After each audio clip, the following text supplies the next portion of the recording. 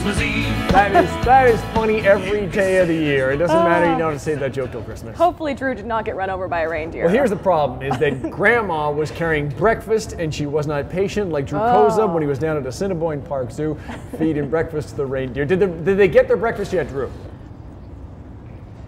I played it very safe. Don't worry, guys. I put the breakfast in the tray, and now all the reindeer are hovering around the trough. As you can see there, the guy with the big antlers, that's the boy of the pack, and wow. he's really going to town. So because he is in there, we are just on the outside, so we are nice and safe while they're enjoying their delicious breakfast. I have a question. How do they make sure with so many of them in one feeding area that everybody gets enough? That's a really good question, and I'm gonna defer that one to Dr. Chris Enright.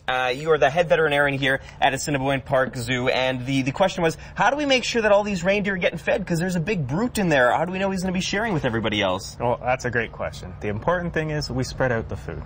If it was just all the food in one spot, you're absolutely right. That male's going to say, this is all mine. But if we give it across these big areas, these big feeders, all the herd can eat and not be monopolized. That's right, because before we went on, I got to spread out the food, a little practice thing in a second trough, and then there's some hay over in one corner of the area, so everyone's going to be making sure to get their breakfast. So what exactly is it that these reindeer eat? Is it candy canes and little chocolate Santa Clauses? Gingerbread? Yeah, absolutely. No, it's a diet that mimics what they would get in the wild. So here it's alfalfa hay plus a formulated pellet for deer that are browsing animals, which is to say they select in the wild bits of the leaves and the twigs on the shrubs, and this mimics that.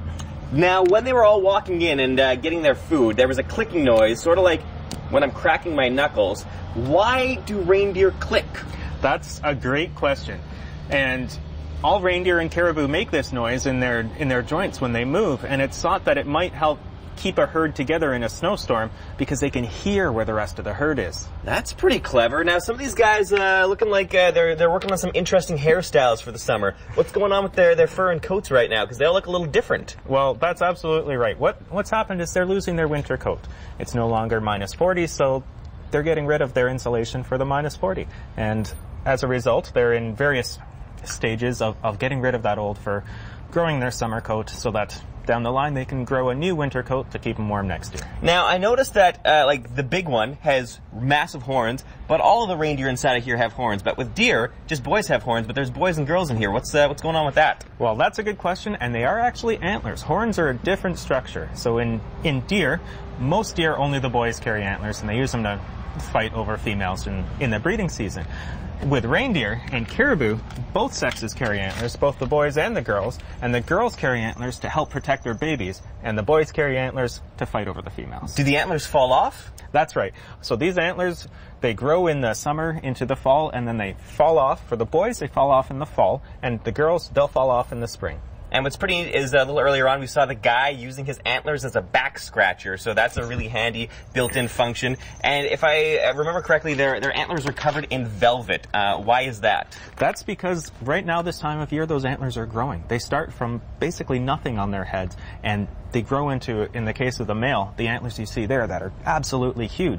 So they're young growing antlers right now, so that velvet is the blood supply. It's a rich blood supply to grow that bone and lay down that bone so they can fight over the girls in the fall. Fascinating stuff. Thank you so much, Doctor, for showing us the animals and letting us come behind the scenes to feed them breakfast. Welcome. You have got to check out all the great things that are going on at the zoo. If you want to know about the hours, location, all that stuff, just go to our website at breakfasttelevision.ca. Make sure to tell the reindeers that BT sent you. We're taking a quick break here on Breakfast Television, but more to come later this morning on City.